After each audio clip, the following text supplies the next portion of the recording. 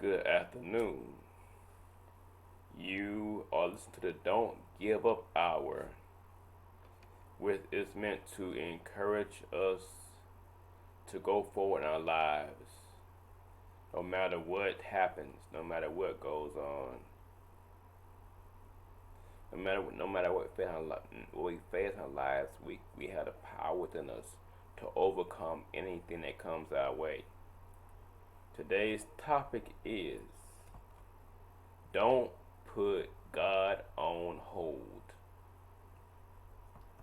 You know, we all have a caller ID, and on our cell phones we can see who's calling us. And if it's a number that we don't recognize, some of us don't pick up. If the number does not have a specific name by it, we don't pick up. Well, some of us do God the same way. So today's topic is to warn us what happens when we put God on hold. When we decide to do things our way. When we decide to not follow His plan for our lives.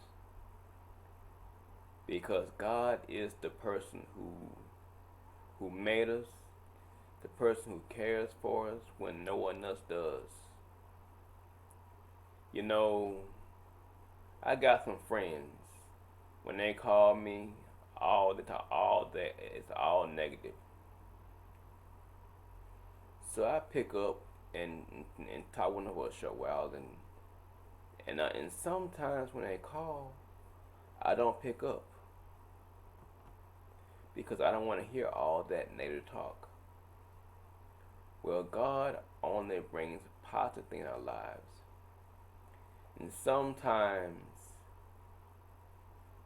those those things that are good for us are things that we don't like, things that we don't things that we don't things that we don't want to give up, things that can hurt us, things that can cause danger to come to our lives. So again,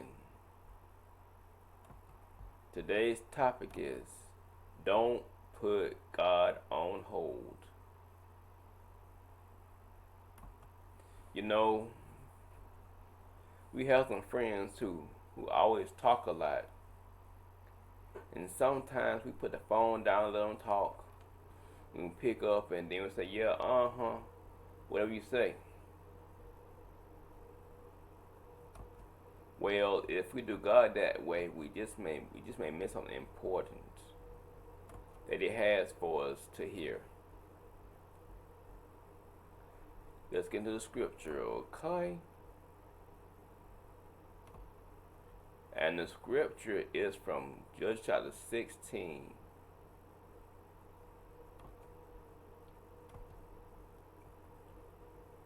The first one is 12 through 14. The story of Samson. Okay, now Samson was a Nazarite. He was a judge. And his love for women got in his way of doing his job. His mom and daddy said, Samson, don't deal with that woman. Samson said, I'm gonna do it anyway. It's Delilah. She was paid by a Philistine to find out where his strength came from. Because Samson always beat the Philistines up. And the first scripture is Judges chapter 16, 12 through 14. And it says, he replied, if you weave 7 braids of my head on fabric, on the loom, tighten the pin, I become weak as other men. So will he sleep? Delilah took 7 braids upon his head and wove the pins and tightened it. Again she said to Samson, Philistines are upon you. He woke up, pulled the pins from his head and the fabric of, pulled the pins and the loom with the fabric. You see, on 3 times, Delilah told Samson that the Philistines were attacking. You see, she was showing Samson her true colors, but he didn't want to see it. You see, God is our Father. He knows what's best for us. But if we don't listen to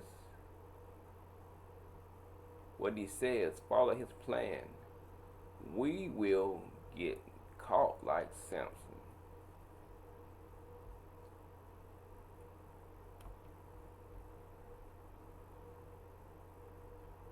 And I admonish me and you to follow God's plan for our lives.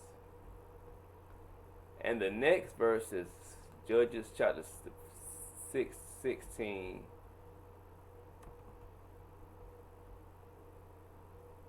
Judges 16, verse 17. Now in this verse,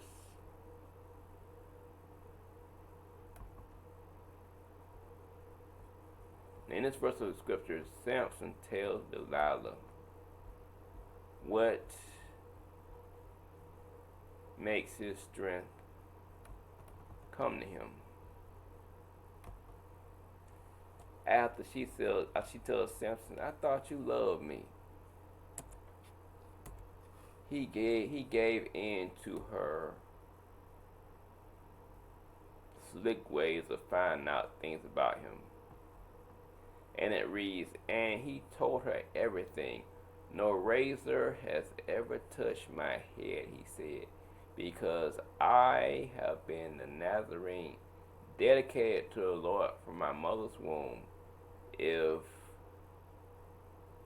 my head was shaven, my strength would leave me, and now I would become weak as other men. So, let's look at this. So Delilah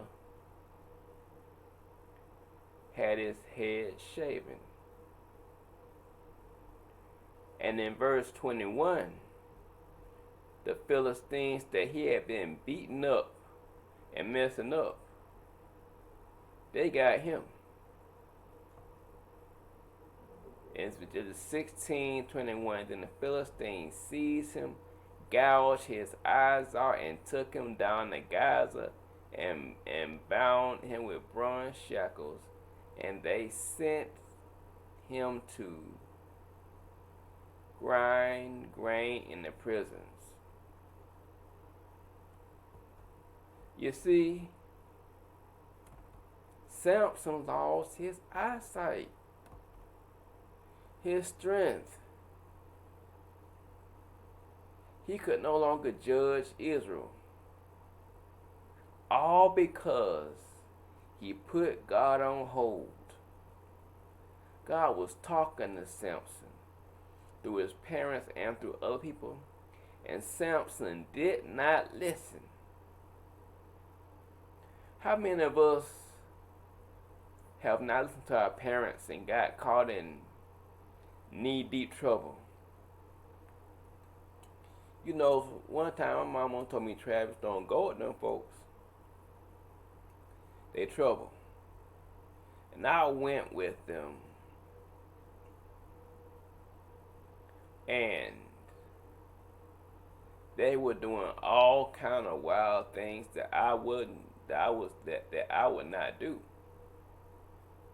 Well, I got home safely, but you know,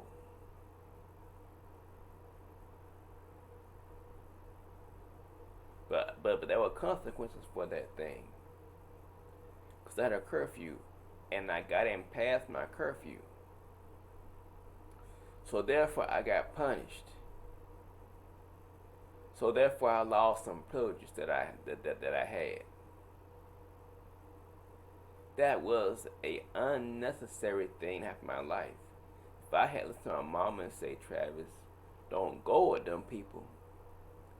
Listen to her, I would not have seen what I seen. They tried to get me to do that stuff they were doing, but I said, no, I'm not gonna do it. It got to the point to where they almost tried to make me do it.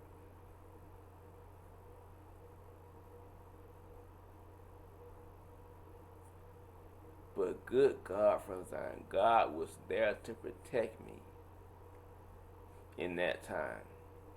And you know what? Samson's hair grew back. He got his strength. And then there were two pillars holding up the place where Samson was held. Samson told the soldiers, take me to those two pillars. And Samson pushed those two pillars away from the building. And every Philistine in that building died, including Samson. You see, Samson died with the Philistines because he did not follow God's plan. Remember this. Don't put God on hold in your life. It can be detrimental to your life if you put God on hold. You may miss something important that God has for you to know.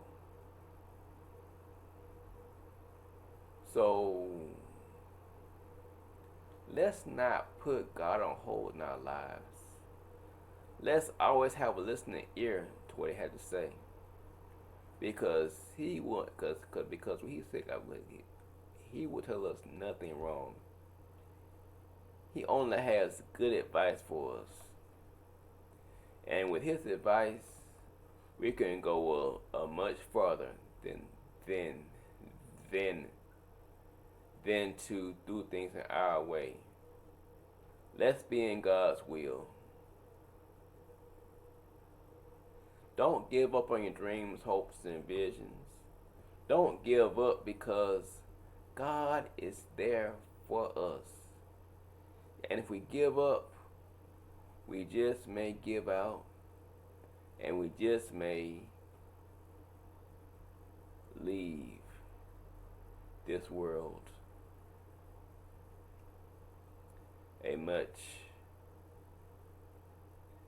without doing what God has us to do. So I say to you and me, let's not put God on hold in our lives. Let's call some witnesses. Let's see. Let's call up Paul. If you don't put God on hold in life, can good things happen to you? Yeah, it can happen to you. Sure, I was shipwrecked, bitten by snakes, and beat, and all that stuff like that. But God was with me. And God took me to Rome to speak for Him, not in the way that I wanted to go, but in the way that He wanted to go.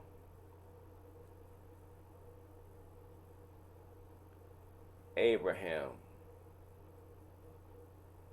if you don't put God on hold, well, does that benefit your life? Yes, it does.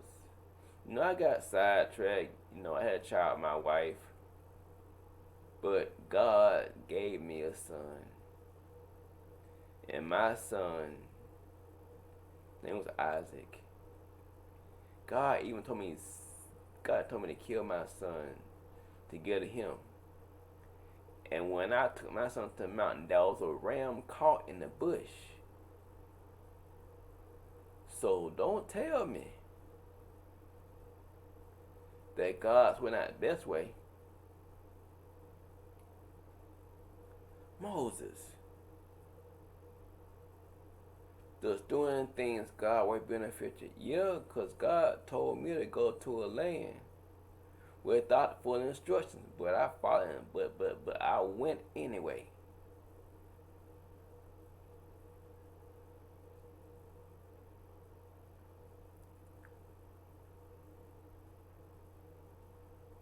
Let me correct myself. Moses, what would you say? Yeah, God told me to go back to a land where I could have died because I killed a man to free a people who didn't like me. Because I was raised in the palace. But I followed God's instructions, and God allowed me to lead over 6 or 5 thousand people. I didn't get in the promised land, but I saw it. You know,